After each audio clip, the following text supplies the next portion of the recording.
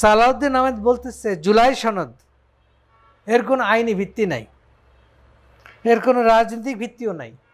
দেখেন কত বড় বেয়াদব, রাজনৈতিক ভিত্তিও নাই, বরং এটা আবেগজনিত বিষয়।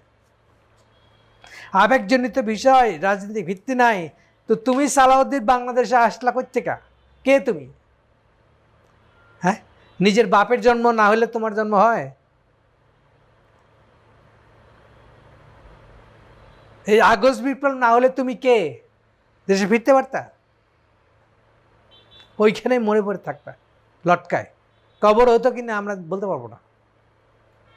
এটা হুঁশ করে কথা বলা উচিত তোমার। আইনি ভিত্তি নেই, রাজনৈতিক ভিত্তি নেই। রাজনীতি বুঝা গেছো তুমি? রাজনীতির কি বুঝো? ছিল একটা কেরানি, সেখান থেকে ঠেললে গুতায় হয়েছে বড়জোর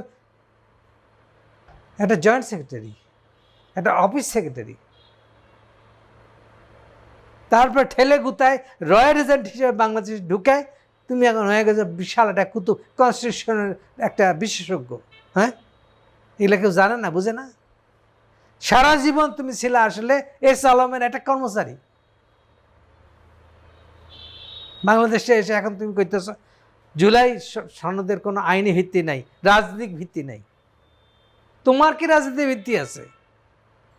এই জুলাই সনদ না হলে তোমার কি হইতো? একটু নিজের দিকটা হিসাব করো। হ্যাঁ, বিরাট কুতুব হয়ে গেছে, রাজনীতি বোঝা হয়ে গেছে। ৭৯ সালের আগে জিয়া রহমান কে ছিল? তার আইনি ভিত্তি কি ছিল? রাজনৈতিক ভিত্তি কি ছিল? বুঝেছ কিছু? তারেক রহমানের জিজ্ঞেস করো, তার বাপ কে ছিল ৭৯ সালের আগে?